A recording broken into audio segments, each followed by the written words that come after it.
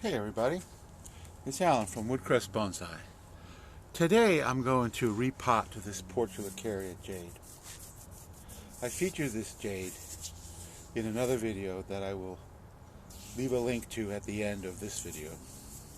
And I love the pot that it's in, and I love the tree. It's a very cool tree, but it's become a little bit too big for the pot. And since I water with a hose, just a nozzle at the end of the hose, a lot of times just the action of watering and boom, it falls over. And I'm just getting tired of it falling over constantly. I mean, just almost every single time I water now, it falls over. So I've decided to repot it, which means I still have this pot for another tree. I could take this tree down way deeper and, bring it way in, and it could stay in this pot. But I've decided to let it grow. I'm just going to pinch off some of the new growth, like so. But that's not really the focus of today's video. The focus of today's video is finding it a new pot. So I don't normally like to do this, but I wired this guy into the pot. You can see the wire right there. So I've got my gin pliers, and I'm going to unwire it.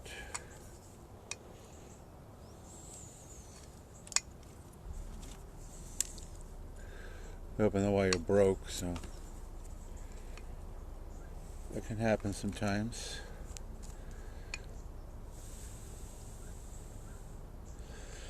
Appears as though it's still got one run. Am I going to have to go get my wire cutters? There we go. Okay. We've got it loose. Then we're going to pull it out of the pot.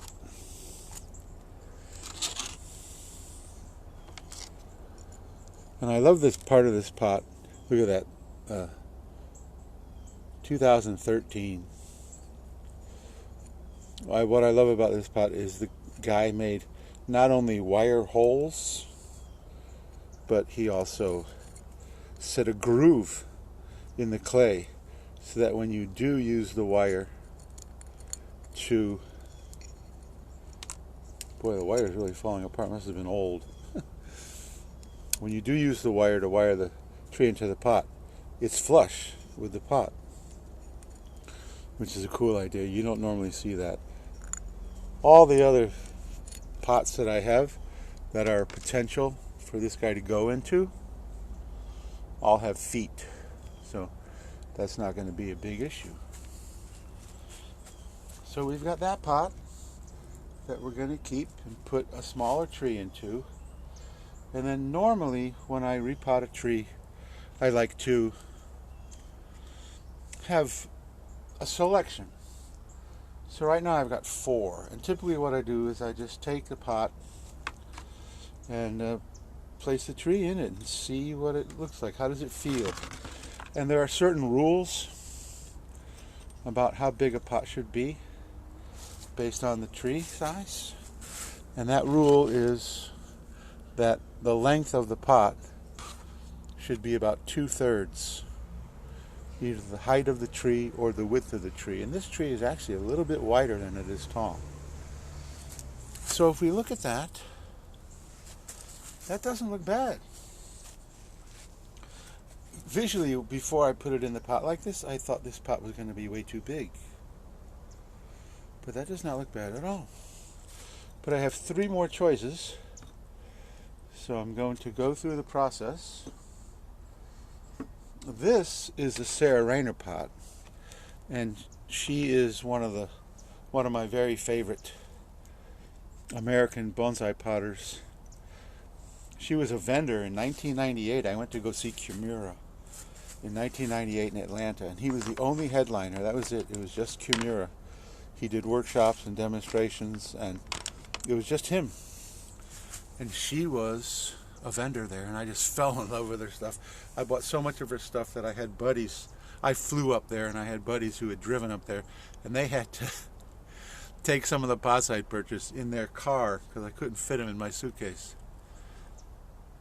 So I think this is also a very nice combination. I really do. So, but we've got two more. And the next two pots, maybe I'll bring them side by side. The next two pots have almost exactly the same footprint. They're virtually the same. If I turn this guy upside down, you can see they're virtually the same length, same width, pretty much the same depth too.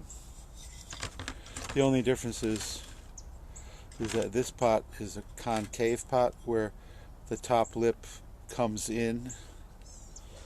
And for Portulacaria, it's not that big of a deal, but I don't really choose pots like this. This was part of the collection of pots that my friend gave me when she got out of the business. Anyway, we need to do it one at a time. So once again, put the tree in there.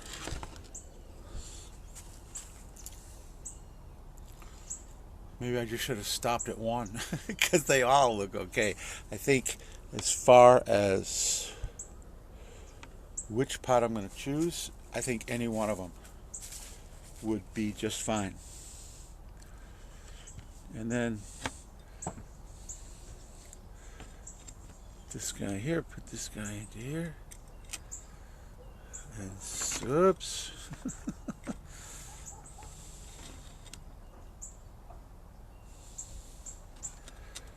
And I think that's what was annoying me. Even in the pot, it was falling over like that constantly. So that is also not bad. I think they all, I could put that in any one of them and it would be fine. And I think what I'm going to do is I am going to choose this one. And this pot is a used pot, so it used to have a tree in it. So it's already got the mesh. One thing I need to do is get some wire to tie the tree down. Because the wire, well, I have some right here, but I don't think it's long enough, so I need to get a bigger piece, longer piece. So we'll pause the video, and I'll be back with that wire to finish the process. So whenever I'm adding wire as a tie down for a tree, I want it to go as close to the inside of the hole as I can get it. And then on both sides, I want it to go as close to the hole as I can get it. And also make it tight up against the bottom of the pot. And that should be just about perfect. Okay. Then we're going to give the guy, whenever I'm putting a tree in a pot, you know, if we look at this tree, it's pretty symmetrical, but the way it moves, I still think it needs to be over here versus over here. So I'm going to place the tree. The convention says that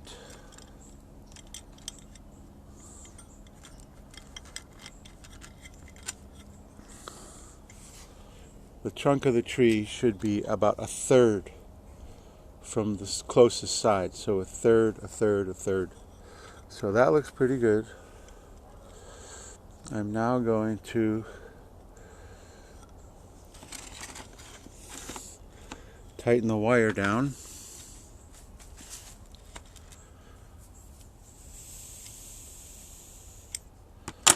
Usually you can start it with your fingers.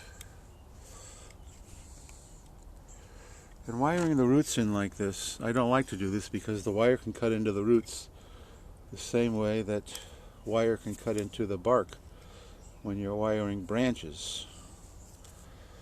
However, sometimes it's just necessary. I use rocks a lot of times too. So let's see, how does that look? I think it looks pretty good. And then I have my bonsai soil. And this is a fairly fine mix. I think it's what goes through 1/8 of an inch and stays on 1/16 of an inch. So it's pretty fine. And I always use a tray so I can collect the leftovers. And then just start filling it up.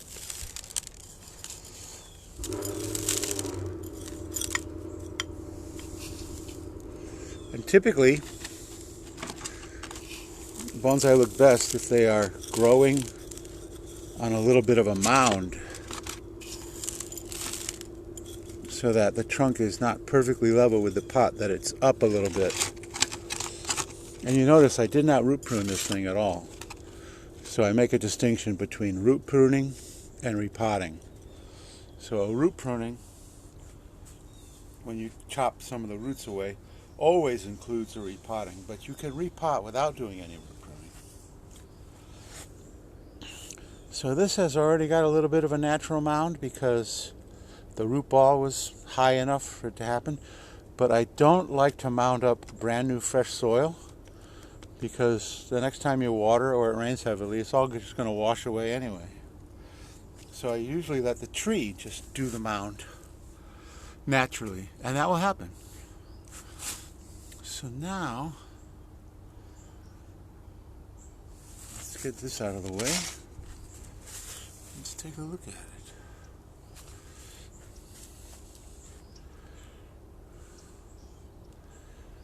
And it needs, this tree's really got great branch structure. First main branch, second main branch, back branch. As it comes up to the top, there's a nice whirl of different branches. And now it just needs refinement. So, this branch here needs to be wired so everything is down.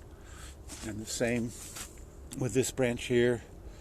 And some of these branches just have growth at the tips, so they need to be cut back so they can ramify closer to the trunk.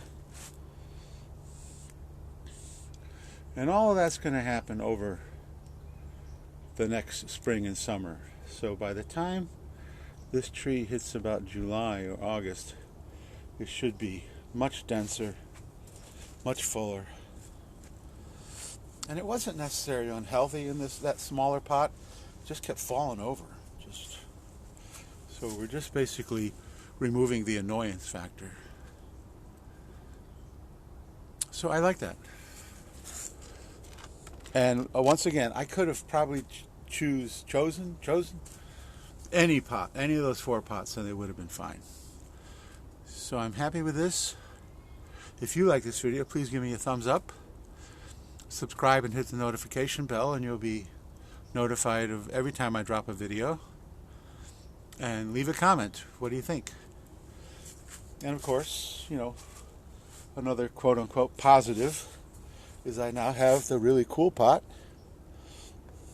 empty for a new plant. So I'm not going to make that decision anytime soon, but I like this pot. I like the way it turned out. So thanks so much for watching, and I will see you in the next video.